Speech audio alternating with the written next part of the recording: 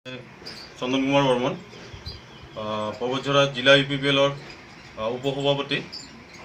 আৰু কথাটো হ'ল একচুৱেলি আজি আমাৰ আপোনালোকক আমি ইয়াত মাতাৰ কাৰণটো হ'ল এইটোৱে, বা সংবাদমেলৰ কাৰণটো এইটোৱে, আমাৰ মহমায়া প্ৰাইমেৰী UPPLৰ যিজন সভাপতি আছিল তেখেত একচুৱেলি শাৰীৰিকভাৱে অসুস্থ। আৰু তেখেতৰ একচুৱেলি যিটো এতিয়া কোভিড-19ৰ পিৰিয়ড এটা চলি আছে, এই কোভিড-19 পিৰিয়ডত যেহেতু 65 ইয়াৰ্ছ ওল্ড এবভ যিখিনি মানুহ আছে তেখেতসকলে ফিল্ডত ওলাই যাই কাম কাজ কৰাত এটা চৰকাৰৰ ফালৰ পৰা এটা নিষেধাজ্ঞা জাৰি কৰিছে। সেই ক্ষেত্ৰত লক্ষ্য ৰাখি আৰু তেখেতৰ শাৰীৰিক অসুস্থতাৰ আমি লক্ষ্য ৰাখি বিগত কালছোৱাত আমাৰ দলীয় কাম কাজবিলাকত আমি পৰিলক্ষিত হৈছে আমাৰ যে তেখেতে আমাৰ দলীয় কাম কাজবিলাকত যেনেকৈ নিয়োগ হ'ব লাগিছিল বা যেনেকৈ লিপ্ত হ'ব লাগিছিল তেনেকৈ তেখেতৰ হোৱাত অসুবিধা পৰিলক্ষিত হৈছে। গতিকে আমি তেখেতে আমাৰ দলৰ বহুত অৰিহণা আছে, তেখেতে আমাৰ দলৰ কাৰণে বহুতখিনি কৰিছে। তো গতিকে আগন্তুক দিনতো তেখেতৰ আমি উপদেশ বা তেখেতৰ সংগটো আমি বিচাৰোঁ।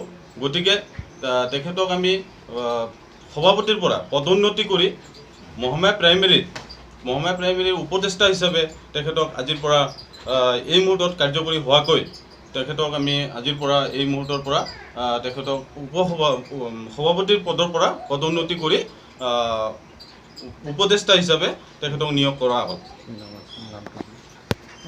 নামটা কি আছিল?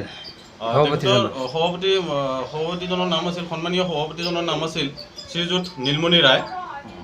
তো গতিকে আজিৰ পৰা এই মুহূৰ্তৰ পৰা নীলমণি ৰায় ডাঙৰীয়াক আমি তেখেতৰ সভাপতি পদৰ পৰা পদোন্নতি কৰি মহমায়া প্ৰাইমেৰীৰ উপদেষ্টা হিচাপে নিয়োগ কৰাৰ সিদ্ধান্ত আমি গ্ৰহণ কৰা হৈছে।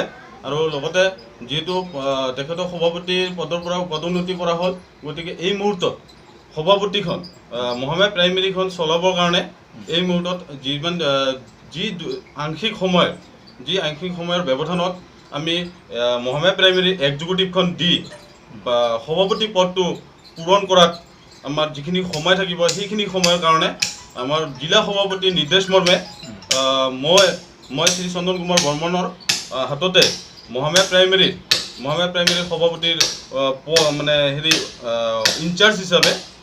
ইনচাৰ্জ হিচাপে এই মুহূৰ্তৰ পৰা মই কাৰ্যকৰী হ'ম।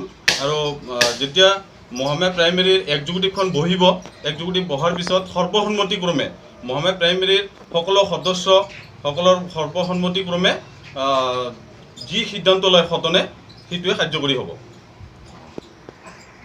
মই মহমায়া প্ৰাইমেৰী UPPLৰ জেনেৰেল ছেক্ৰেটাৰী। গতিকে মই যিমান দিন ধৰি কাম কৰি আছোঁ UPPLত,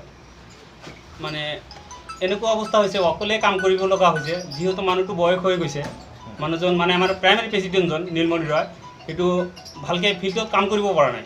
অকলে কৰিছোঁ কাৰণে আমি সকলোকে কৈছোঁ যে এইটো অলপ অসুবিধা হৈ আছে। যিহেতু মানুহটো বয়স হৈ গৈছে, এতিয়া ইমান কষ্ট দিব নোৱাৰে। আগতে সামনে ইলেকশ্যন ইলেকশ্যন চলি আছে, আহি আছে। ইয়াত ভাল এটা কৰ্মৰ দৰকাৰ আছে। সেইকাৰণে তাক হেৰি কৰি এটা নতুন ভাল মানুহ এটা দিব লাগে। সেইটো আমি আমাৰ ডিষ্ট্ৰিক্টকো কৈছোঁ, জনাইছোঁ। সেইটো থেংক ইউ।